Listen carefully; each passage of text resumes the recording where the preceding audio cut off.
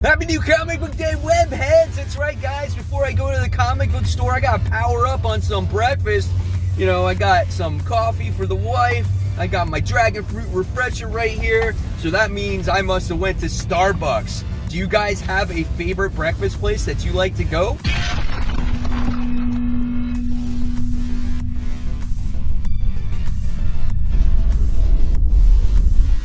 Hey, all my webheads out there, welcome back to Comic Book Corner 2.0. And fans, I am your host, Mike Spider Slayer, bringing you another episode of Spider Slayer's Comic Book Haul. That's right, guys, this is episode 491, and this is the video series where each and every week I share with you guys what I picked up at the comic book store.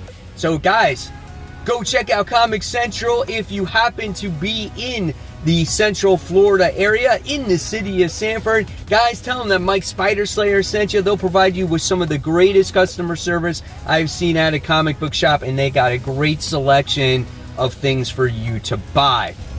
Alright, guys, so now it's time to dive into that mysterious black bag. That's right, guys.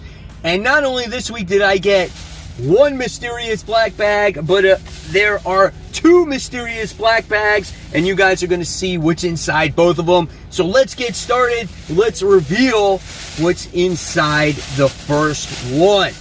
All right, so the first one here, well, this one goes on the floor, all right?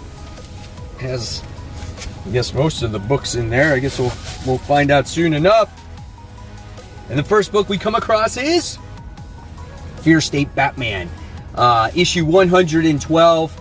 You know, last issue we got the whole alpha thing that went on, and I thought that was a very slow issue. Now, hopefully, we have our regular creative team when it comes to the artwork. Like it looks like we do have by Jimenez's artwork, which looks really good. Check out this facial expression here. I hope Fear State is a good wrap-up event for Tynion before he moves on. I hope it doesn't get boring or dragged out or whatever the case may be. Some of you might be tired of this because obviously it has to do with the Magistrate and Scarecrow and all that other stuff, but we'll see what happens with it. So that's Fear State Batman. All right. Next, I wound up getting Suicide Squad. So it looked like the Suicide Squad annual was delayed. So not only did I get the annual, which looks like to be a pretty good issue of Connor Kent going into a Task Force X lab and finding clones of himself, which I think might be a pretty cool story and develop the character a little bit more. Here is the artwork right here. And there's a battle between the two Superboys. So I think that could be a lot of fun. But I also wound up getting issue 7, which comes out the exact same week because of the delay. So now you get back-to-back issues of Suicide Squad. Does that play into the whole Superboy thing? I don't know. We'll see. I'm not sure who this guy is. If you guys want to let me know in the comments below, just go ahead and let me know. So I'm anxious to see where the story goes with Suicide Squad. So looking forward to it. That's issue 7. All right, so next we wound up getting Infinity Frontier issue 6 of 6. I basically have been skimming through this. After issue 2, I just kind of feel like, you know what, this is just not for me. So what I'm going to do is I am going to gather all 6 of these issues, put them together, and I'm going to sell them for a very cheap price for someone that can enjoy them. It just goes over my head, man. I'm just not into DC that much to understand everything that's going on in Infinite Frontier. Here's some of the interior artwork. Let me know, guys, in the comments below if you're actually enjoying this series. So let me know all that stuff, okay? All right, so next we move on, and we have more DC. We have book 4 of The Nice House on the Lake. Another wonderful book by James Tynion. I think this has been a phenomenal series, and just the way it's written is so unique. You get all these different types of notes from the different characters. You had map plans in the last issue, and each book takes it takes one issue to get to learn each individual character with everyone staying in the house. So, and I guess once we get all these characters introduced to you, then I think it's going to be a much more in-depth story of the overall plot, I guess. But pretty cool looking book. Solid story with these people trapped in this house in an apocalyptic world on the outside. We'll see where it goes, right? All right, so now we have Green Lantern Annual. So this is another DC book that was delayed by a week, and so you get the annual that comes out. And this is what if Jessica Cruz is now a Yellow Lantern. I wound up getting the variant cover for this, and this cover in person looks amazing. I did not think this would look so nice, but Jessica looks great here in that yellow suit and the hair flowing, and just it's just awesome, dude. Here are some of the interior artwork in here. If you guys did not read the Future State Green Lantern, you saw her grab the yellow ring for the first time, or reaching for it, right? So now we're going to see what happens once she's in possession of that yellow ring. This could be a really good story, and maybe it gets Jessica Cruz back in DC Comics once again. Make her relevant, right? All right, next, we wound up getting Green Lantern issue 6 as this continues the story. So you got 2 titles, you got 4 issues to read between the both of them if you're reading. And here's the interior art here for Green Lantern issue 6. So yeah, pretty decent story. I think it's not as strong the way it started out, but it's still a pretty good story with Teen Lantern and Joe and Simon Baz here trying to figure out who destroyed Oa, right? All right, so now we move on to this Dark Horse comic, which I was surprised that they had it, and this is The Last Flight Out. This is issue 1. This is one of 6 miniseries, obviously, about, I think, this little girl who goes missing, and the world is on the way out. This is the last arc on the last flight, and this is the arc, and it's going out to another planet, and the girl goes missing, and the person that has to find her is the architect of these spaceships. And I think this could be a really cool book. I love seeing apocalyptic books. You guys know that, and this is a pretty cool story of father searching for her daughter in a world that's going to end. Like, time is definitely running out here, so I'm definitely looking forward to that. Awesome 2-page spread, and it takes place in 2055, and this place is going to depart in 24 hours, so pretty cool. All right, now we move on to another independent book. We got 2 of them this week. We got issue 1 reprint of the Me You Love in the Dark, issue 1. If you have not gone out and read this book yet, I definitely say pick it up. It was a really interesting issue, even though not a lot actually happened with our artist by the name of Ro, who has like artist block. It left you with a huge cliffhanger, right? So this is the reprint, so now I'll have at least 2 copies of that. And then we also get issue 2. So hopefully there's a little bit more that happens in this story, what this spirit is in the house, how it interacts with our main character. And again, here's some more of the artwork in here. So, and you can't help feel for our main character in this book. I mean, she lived in there thinking it was kind of a gag that there was going to be this ghost, and now there's this ghost, and she's scared shitless. So what is she gonna do, man, right? All right, so now we go into some Marvel stuff, and we go into Daredevil issue 34. This is the lockdown story arc, and this is the penultimate, I think, issue for this story arc. I don't know if this is the penultimate issue for the run before we get that actual run coming out in Dark Reign in, I think, November or December. But here's interior artwork. Love this book. Chiquetto's on the book as well.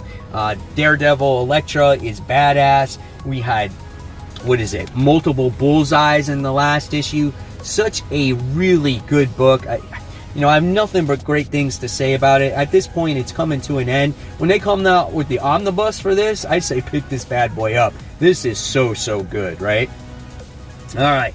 Next, we have Star Wars War of the Bounty Hunters issue 4. this has definitely cooled down for me a little bit, but I'm still reading it. I want to see it all the way through, and it's just, the artwork is taking such a turn for the worse. Like, what happened with that Alpha issue? And we see so many Hutts in this series. It just drags the whole thing down a little bit. But again, I'm in it for the long haul. We'll see what happens with Boba Fett and seeing if he can recover that carbonite to deliver it to actually Jabba the Hutt.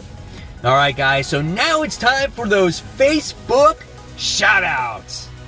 Our first shout out today goes to Colin Whitney, who sent in the comic of 3 Jokers back in December. It finally came back at a 9.8.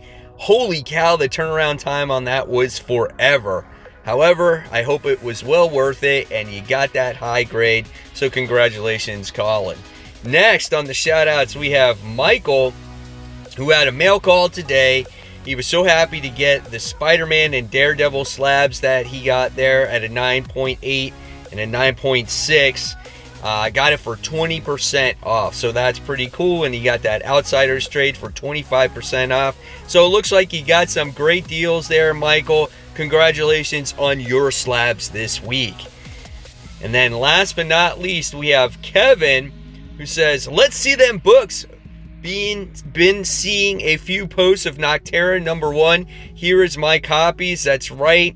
Noctera #1 was the big news this week, that this show was getting opted for a TV series. So yeah, guys, hopefully you have your Noctera #1s in all your variants, and hopefully they'll be worth a lot of money in the future. And guys, if you want to become a part of Comic Book Corner 2.0 Webheads Unite, just go onto Facebook, search that group page, and guys, I'll look over you. Make sure you're a real person. I'll approve you, and you can become part of this wonderful community where we have all kinds of great conversation, whether it's your comic book rooms, the books that you're hunting for, your comic book hauls for the week. It is such a lot of fun, guys. We're getting super close to hitting 1,000 followers on this group, and again, it's just a lot of fun, and hopefully you'll be part of the conversation, and I could shout you out in future comic book day hauls. So as we continue the haul, guys, we got a new #1 this week. We have Ka-Zar, Lord of the Savage Land. I am not a fan of this character, but I saw the cover. It's a homage to that Spider-Man cover when he was coming from the grave. Here's the interior artwork. Maybe we'll get some cool backstory of the character. I just don't know what to expect from this. Again, seeing it right now, it's not going to be my favorite book of the week right off the start. But he's doing battle against dinosaurs. Can't beat that, right? I don't know. We'll see. I don't have high expectations for that. All right. Next, we have Toxin issue 1, or part 6 of 8 when it comes to the extreme carnage. So obviously we're learning about all these different Life Foundation symbiotes. It's been a cool series. There is an overall story going on in here, but it does seem like a bunch of one-shots. You gotta love the interior art, man. This just screams like 90s comics to me, right? It's so cool. It's bright. It's vibrant. The inks are super heavy. Look at those facial expressions. So awesome, man. You gotta take this all in a good fun. That's Toxic #1. Yes. All right. Next, we have Avengers, Tech on Avengers, this Sentai-inspired comic book where your favorite Earth's mightiest heroes are wearing armor and they're doing battle against the souped-up Red Skull, and he's got possession of like infinity dust, and he took away all the superheroes' powers, and that's why they're wearing all this cool armor stuff, right? The artwork is awesome. The action is awesome. Again, it's one of those books that you just can't take too seriously. Just read it, enjoy it, and just have a lot of fun with it, right? All right, guys. So next, we move on to The Amazing Spider-Man issue 73. Here we go. We're getting super close now to the end of the run of Nick Spencer's Spider-Man. I can't show you anything that's going on in this book because it's going to spoil everything. It looks like everything is going to happen in this one issue on the reveal of Kindred, what's going on with Norman Osborn, all kinds of crazy stuff. I'm not going to spoil it. I'm going to review it tomorrow on After the Pull, so stay tuned for that. I want to hear your thoughts on this issue. This is The Amazing Spider-Man issue 73. I think it could be something big. I don't know. We'll see. Oh boy. All right. Next, independent book here from Vault. This is Dead Box issue 1. This seems like an interesting story where the main source of entertainment is a cursed DVD machine that seems to know more about the fate of its citizens than they do. That's interesting, right? I have Redbox over here in Florida where you go and it's red. Dude, can you imagine that machine knowing more than you do? That's pretty cool stuff right there. Here's some of the interior artwork. I'm so looking forward to this. I mean, I don't know what to expect. I thought maybe it'd be a little bit more horrific than this, but I don't know. We'll see, man. It definitely has an interesting premise there. That's Dead Box. And then in the comics in bag number 1, the last book here is Suicide Squad Get Joker, book 2. I actually didn't get a chance to read book 1 yet, so I better get on that so I have these 2 issues back to back. But I don't have an extreme amount of comic books to read this week, so I should be able to get caught up on that. All right, so now let's move on to Mysterious Black Bag number 2. Let's see what we got. Oh boy. Whenever there's 2 bags, could be something big, right? All right, the first thing we got, everybody, is Bags and Boards. That's not big, right? Then I got this first issue collector's item, Blue Devil. I don't even know who Blue Devil is. That's issue 1, but I saw it. It looked cool. It was $7. I'm like, why not? And it's from DC Comics. Let me know who Blue Devil is, right? And then last but not least, I had to get this. They had this omnibus at the shop, and I wound up getting Todd McFarlane's Spider-Man omnibus. So that is pretty badass right there. Here is the back. It has all the issues that it covers. So it's all the books that he actually wrote when he was doing the Spider-Man title at the time.